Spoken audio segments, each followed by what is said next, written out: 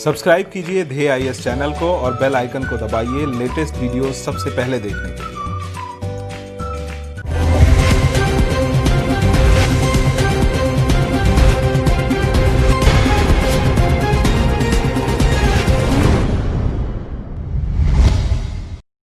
हाल ही में भारत सरकार ने 59 चीनी मोबाइल ऐप्स पर प्रतिबंध लगा दिया।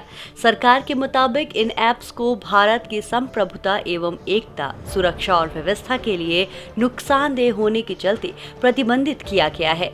इस फैसले पर प्रतिक्रिया देते हुए चीनी सरकार ने अपनी आपत्ति दर्ज कराई है। चलिए आज डीएनएस में हम जानेंगे ये पूरा मामला क्या है और साथ ही समझेंगे कि आखिर सरकार को ये कदम उठाने की जरूरत क्यों पड़ी। सूचना एवं प्रौद्योगिकी मंत्रालय ने आईटी एक्ट के धारा 69A के तहत 59 चीनी मोबाइल ऐप्स पर प्रतिबंध लगा दिया। मंत्रालय के मुताबिक भारत के करोड़ों मोबाइल और इंटरनेट यूजर्स के हितों को ध्यान में रखते हुए ये फैसला लिया गया है। सरकार के इस फैसले पर चीन ने आपत्ति जताई है। वहीं चीन का कहना है कि अभी तक दोनों देशों के बीच ये व्यवस्था पारदर्शी और निष्पक्ष तरीके से चल रही थी, लेकिन अब राष्ट्रीय सुरक्षा का हवाला देकर भारत चीन के साथ भेदभावपूर्ण रवैया अपना रहा है। यहाँ एक बात गौर करने लायक है कि चीन ने अपने यहाँ खुद ढेर सारी सोशल मीडिया साइट्स और कंपनियों को बैन कर रखा है, जिसमें फेसबुक, यूट्यूब, गूगल, स्पॉटिफाई और ट्विटर जैसे बड़े नाम शामिल हैं। इतना ही नहीं, चीन ने बहुत सारी जानी मानी ग्लोबल न्यूज एजेंसियों को भी सेंसर किया है। भारतीय विशेषज्ञों का कहना है कि चीन अपनी साइबर सिक्योरिटी को राष्ट्रीय सुरक्षा से जोड़कर देखता है, इसीलिए चीनी साइबर कानून से भारत को सतर्क होने की जरूरत है। चीन में मुख्यतः 3 कानून हैं जो साइबर सिक्योरिटी से जुड़े हैं। पहला है नेशनल सिक्योरिटी लॉ 2015, दूसरा साइबर सिक्योरिटी लॉ 2017 और तीसरा public internet cyber security threat monitoring and mitigation measures 2018।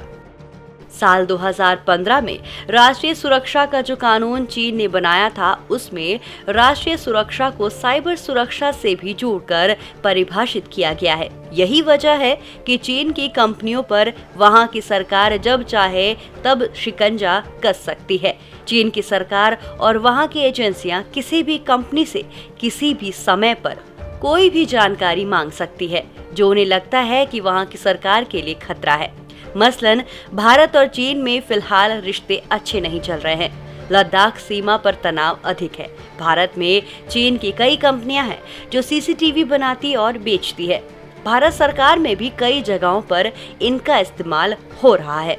आज के तनाव के मद्देनजर अगर चीन की सरकार चाहे तो इन सीसीटीवी कंपनियों से सारी वीडियोस फुटेज जांच के लिए मांग सकती है और वो कंपनियां वहां के कानून के तहत ऐसा करने के लिए बाध्य होंगी।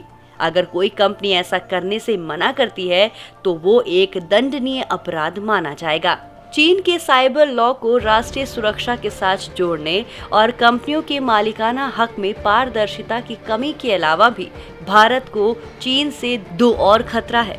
दरअसल चीन का कानून चीन के अंदर ही नहीं बल्कि चीन के बाहर जो लोग काम करते हैं उन पर भी लागू होता है। चीन इसे एक्स्ट्रा टेरिटोरियल एप्लीकेबिलिटी करार देता है। इसके अलावा चीन के कानून में साइबर संप्रभुता की बात भी कही गई है। चीन का मानना है कि केवल राष्ट्रीय संप्रभुता से काम नहीं चलेगा। जिस किसी साइबर स्पेस में उसे खतरा है वो अपनी संप्रभुता को बचाए रखने के लिए कोई भी कदम उठाएगा। वहीं साल 2018 में इलेक्ट्रॉनिक और सूचना प्रौद्योगिकी मंत्रालय भारत सरकार के एक विभाग ने साइबर सुरक्षा से जुड़ा एक रिपोर्ट तैयार किया था। इस रिपोर्ट के मुताबिक भारत को साइबर सुरक्षा का सबसे ज्यादा खतरा चीन से है।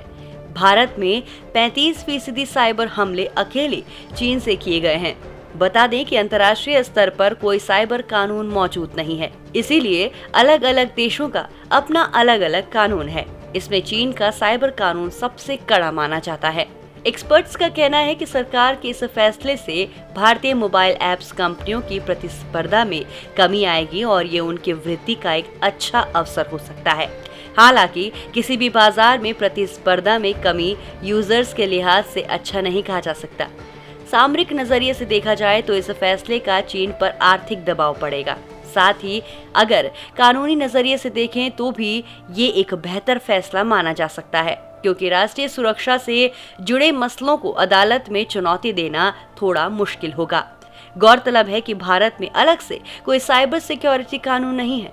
साइबर अपराधों से निपटने के लिए सरकार आईटी एक्ट का ही सहारा लेती है। आईटी एक्ट के तहत अगर कंपनियां सरकार की बात नहीं मानती हैं तो उन्हें 3 साल की सजा, 5 लाख तक का जुर्माना हो सकता है। लेकिन इन धाराओं के तहत बेल भी मिल सकती है। भारत में 2013 में एक कमेटी ने साइबर सुरक्षा नीति का काम भी किया। इनका एक बेसिक ड्राफ्ट सरकार के पास मौजूद है, लेकिन अभी तक ये ड्राफ्ट कानून नहीं बन पाया है। ऐसे में इस समस्या से निपटने के लिए सरकार को मजबूत साइबर कानून बनाने की जरूरत है। ये कानून इस तरह होना चाहिए कि विदेशी कंपनियां चाहकर भी अपना डेटा दूसरे देशों में ना भेज सके। भारत का आईटी एक्ट साल 2000 का बना है। सन 2008 में इसमें कुछ संशोधन किया गया था, लेकिन बदलते वक्त के लिहाज से ये संशोधन नाकाफी है। आईटी क्षेत्र में जिस तरह से लगातार बदलाव हो रहे हैं, उस हिसाब से इस कानून को अपडेट करने की जरूरत है।